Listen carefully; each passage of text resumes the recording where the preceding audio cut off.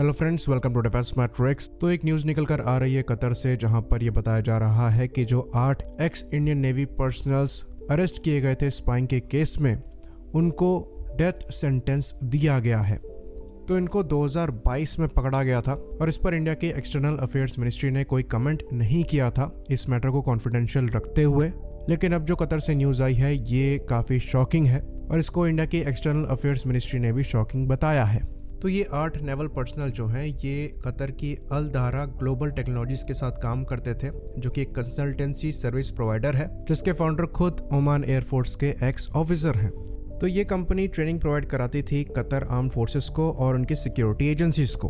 तो जो 8 x naval officer detain किए गए हैं उनमें से 7 जो हैं ये ऑफिसर हैं और यहाँ पर कमांडर से लेकर कैप्टन रैंक के ऑफिसर हैं, एक सेलर है। तो यहाँ पर जो ब्लेम है ये जासूसी का है। कहा यह जा रहा है कि इनके द्वारा इजराइल के बिहाफ पे जासूसी करी जा रही थी।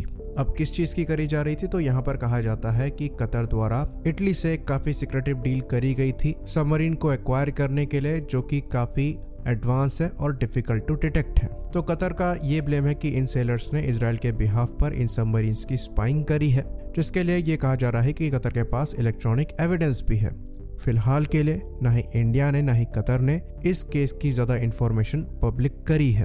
पर इंडियन एक्सटर्नल अफेयर्स मिनिस्ट्री से यहाँ पर कोशिश करी जा रही थी कि जो 8 इंडियंस डिटेन हुए हैं इनको इस सिचुएशन से बचाया जाए, जिसमें नाकामयाबी दिखाई दे रही है। अगर यहाँ पर इन सेलर्स को जेल भी हुई होती तो इंडिया और कतर के बीच में एक कोऑपरेशन एग्रीमेंट साइंड है प्रिजनर रिपाट्रिएशन को लेकर, जिसके अंतर्गत अगर कतर में इनको जेल होती तो इनको इंडिया ट्रांसफर करके इनका जेल टर्म जो है वो कंप्लीट कराया जाता। पर डेथ सेंटेंस देकर इसकी पॉसिबिलिटी को ख़त्म कर दिया गया है।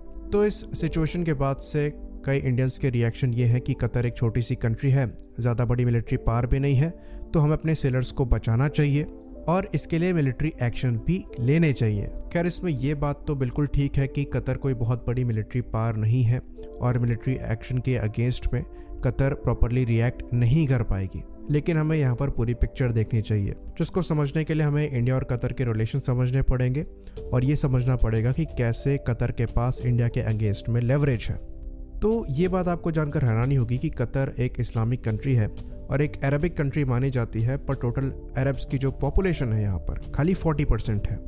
36% पॉपुलेशन, जो कि दूसरी सबसे ज़्यादा बड़ी पॉपुलेशन है, ये साउथ एशियंस की है, जिसमें सबसे ज़्यादा पॉपुलेशन इंडियंस की है, जो कि अराउंड 26% के आसपास है। इवन जो पाकिस्तानी है वो 5% से नीचे है, वहीं पर हम 26% के ऊपर हैं, जिसकी वजह से जो सेकंड सबसे पॉपुलर रिलीजन है कतर में ये हिंदुइज्म है।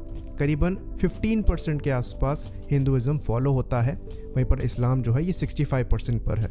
रिलीजन की बात हमने डेमोग्राफी समझाने के लिए करी है, वैसे एक्चुअली कतर एक इस्लामिक कंट्री है। बाकी कतर एक काफ़ी रिच कंट्री है और यहाँ पर जो जीडीपी है परचेजिंग पावर पैरिटी के हिसाब से ये $328.1 बिलियन है। पर क्योंकि पॉपुलेशन यहाँ पर ऑलमोस्ट 28 लाख ही है, इसलिए इसकी पर कैपिटा जीडीपी है वो काफ़ी अच्छी हो जाती है, जो कि दुनिया भर में 4th नंबर पे आती है।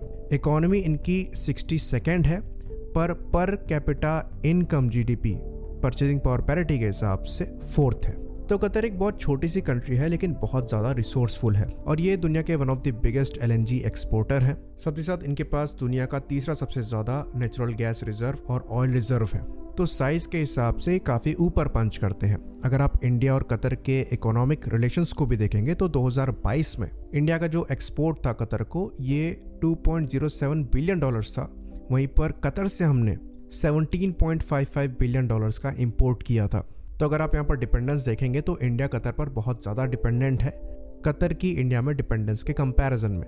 हाँ, जो इनविजिबल डिपेंडेंस है ये मैन पावर को लेकर है, जो कि 26% पूरी कतर की पॉपुलेशन है, जिसमें से हमारी पॉपुलेशन का भी फ़ायदा है। वो कतर में अच्छा खासा कमाते हैं और इंडिया वापस वो पैसा भेजते हैं, जो अगेन हमारी इकोनॉमी में ऐड होता है।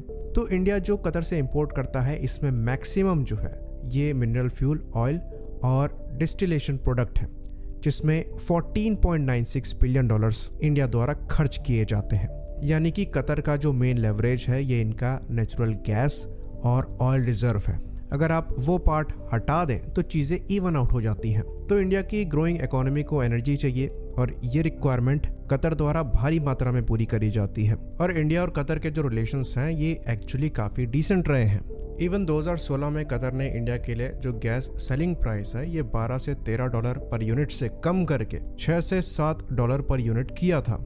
यहाँ तक कि कतर ने इंडिया के लिए 1.5 बिलियन डॉलर्स की फी को भी एग्जेम्प्ट किया था, जो कि इंडिया के प्रीवियस एग्रीमेंट के नॉन कंप्लायंस की वजह से थी। तो यूजुअली इंडिया और कतर के जो रिलेशन हैं ये डिसेंट रहते हैं और इन रिलेशंस को इम्प्रूव करने पर भी काम किया जा रहा है।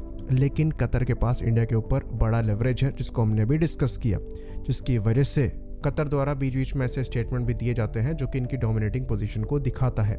जैसे कि इन्होंने कुछ ही समय पहले इंडिया के एम्बेसडर को समन किया था बीजेपी स्पोक्स पर्सन के प्रॉफिट मोहम्मद पर कमेंट की वजह से। यहाँ तक कि इन्होंने इंडिया से पब्लिक अपॉलजी भी डिमांड करी थी, जो कि खैर इनको नहीं मिली, पर जो बीजेपी स्पोक्स पर्सन है उन्हें ज़रूर पार्टी से निकाल दिया गया था।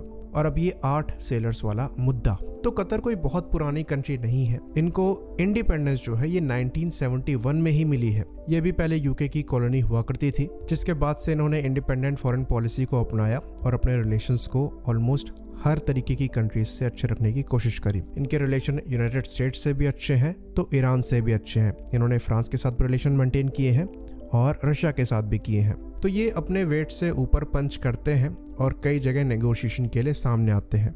अभी अगर फिलिस्तीन का मुद्दा जो चल रहा है उसकी बात करें तो इन्होंने हमास और जो दूसरी फतह पार्टी है इनके बीच में भी रिलेशंस को नॉर्मलाइज करने की कोशिश करवाई थी। वहीं पर हमास की जो लीडरशिप है ये कतर में ही रहती है। साथ ही साथ ईरान और यूएस के बीच में भी नेगोशिएशन इन्होंने करवाया था प्रिजनर एक्सचेंज को लेकर, और इनके द्वारा कई एक्सट्रीमिस्ट ग्रुप्स को फंड भी किया जाता है, जिसकी वजह से कई अरबिक कंट्री जो हैं ये कतर को पसंद नहीं करती हैं। इवन 2017 में Saudi Arabia, UAE, Bahrain, Egypt और यमन ने अपने डिप्लोमेटिक टाइज इनसे तोड़ दिए थे, इनको आतंकवाद का सपोर्टर बताकर, जो कि 2021 में रीस्टोर तो किए गए, पर जो रिलेशंस हैं ये उतने स्ट्रांग अभी भी नहीं है। इवन तालिबान को भी इन्होंने स्पेस दिया था और उनकी लीडरशिप जो है वो कतर से ही ऑपरेट करती थी और अमेरिका के साथ नेगोशिएशन कराने में भी कतर का हाथ रहा था। तो कतर कोई इनोसेंट कंट्री नहीं है, जिसकी वजह से इवन यूएस के साथ साथ इजराइल का भी कतर के अंदर इंटरेस्ट है। और ये कोई बहुत बड़ी बात नहीं है कि वो यहाँ पर स्पाइंग, तो कतर में जासूसी कराए जाना कोई बड़ी बात नहीं है। पर सवाल यहाँ पर ये उठेगा कि क्या इंडियंस के थ्रू इजराइल ने यहाँ पर स्पाइंग कराने की कोशिश कराई थी या नहीं, क्योंकि इसके प्रूफ जो हैं ये कतर द्वारा पब्लिकली रिलीज नहीं किए जा रहे हैं और ना ही Indian ministry of external affairs द्वारा यहाँ पर विस्तार से चीज़ों को बताया जा रहा है। बाकी कतर की मिलिट्री की बात करें तो ये अब ग्रो करना स्टार्ट कर रही है। इनके पास जो पैसा है ये अब खर्च कर रहे हैं और अच्छी खासी शॉपिंग कर रहे हैं। इनके द्वारा रिसेंटली F-15 के सबसे एडवांस QA वर्जन जो हैं एक्वायर किए गए, करीबन 36 के नंबर में इन्होंने ऑर्डर किए हैं। फिर 36 रफाल इनके द्वारा लिए गए हैं और 24 यूरोफाइटर टाइफून भी इनके द्वारा एक्वायर किए गए हैं। बाकी 24 अपाचेस भी इनके द्वारा एक्वायर किए गए हैं। तो ये प्लेटफॉर्म एक्चुअली काफ़ी एडवांस और एक्सपेंसिव है। साथ ही साथ अगर बात करें नेवी की, तो जो सबमरीन्स मेजर इनके द्वारा सीक्रेटली ली गई हैं उनको तो हमने डिस्कस किया ही। साथ ही साथ इटली से इन्होंने 4 दोहा क्लास की कॉर्वेट्स ली हैं, कुछ पेट्रोल बोट्स ली हैं, साथ ही साथ कुछ फ्लैट डेक ट्रांसपोर्ट डॉक्स भी इनके द्वारा लिए जाना है। तो इनके पास पैसे की कमी नहीं है, कमी मैन पावर की है और अच्छी खासी पॉसिबिलिटी है कि ये अपनी आर्म्ड फोर्सेस में सोल्जर्स को भर्ती करें, उसमें भी कई इमिग्रेंट्स हों जो कि मोस्टली साउथ एशिया से हों, जिसमें मैक्सिमम इंडियंस ही हों। तो कतर कोई मिलिट्री पावर नहीं है, ये चीज़ क्लियर हो जाता है, लेकिन इकोनॉमी पावर है। इवन कम पॉपुलेशन होने की वजह से ये फ्यूचर में भी मिलिट्री पावर नहीं बन पाएंगे, भले ही पैसा कितना हो, पर अपनी इकोनॉमी का लेवरेज ये दूसरी कंट्रीज पर इस्तेमाल कर सकते हैं, जो कि ये कर रहे हैं। तो बाकी जो कंट्रीज हैं मिडिल ईस्ट की, जैसे कि सऊदी अरेबिया और यूएई हो गई, ये अपने आप को एनर्जी सप्लायर से ज़्यादा बनाना चाहते हैं, क्योंकि फ्यूचर इनको दिखाई दे रहा है। दुनिया भर का जो डिपेंडेंस है ये धीरे धीरे फॉसिल फ्यूल से कम होते जा रहा है और रिन्यूएबल एनर्जी की तरफ दुनिया बढ़ रही है। तो इनका रेलेवेंस जो है धीरे धीरे कम होता चला जाएगा, जिसकी वजह से इनकी इकोनॉमी जो फॉसिल फ्यूल पर डिपेंड करती है वो फ्यूचर में सस्टेन नहीं कर पाएगी। इसलिए टूरिज्म वगैरह पे बढ़ावा दिया जा रहा है और अच्छा खासा पैसा इन्वेस्ट किया जा रहा है और फॉसिल फ्यूल को छोड़कर दूसरी इकोनॉमिक अपॉर्चुनिटीज को भी एक्सप्लोर किया जा रहा है। सेम केस आपको कतर के साथ दिखाई नहीं देगा। बाकी कतर काफ़ी छोटी कंट्री भी है और उनके पास फॉसिल फ्यूल को छोड़कर ज़्यादा कुछ ऑफर करने के लिए नहीं है, इवन मैन पावर भी नहीं है। तो कतर का जो फ्यूचर है ये बहुत ब्राइट दिखाई नहीं देता है और समय के साथ साथ कतर का जो रेलेवेंस है ये कम होता चला जाएगा।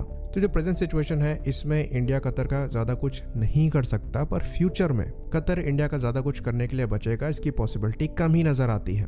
तो ये जो प्रेजेंट सिचुएशन है समय के हिसाब से इसको डिप्लोमेटिकली ही सॉल्व करना चाहिए। तो ये जो मिलिट्री ऑप्शन है ये कम्प्लीटली इलॉजिकल होगा, क्योंकि प्रेजेंट सिचुएशन में हम कतर के साथ रिलेशन खराब नहीं कर सकते और ये सच्चाई है। आई होप इन्फॉर्मेशन क्लियर रही हो। इसी बात पर इस वीडियो को हम ख़त्म करेंगे। लाइक करिए, सब्सक्राइब करिए। जय हिंद।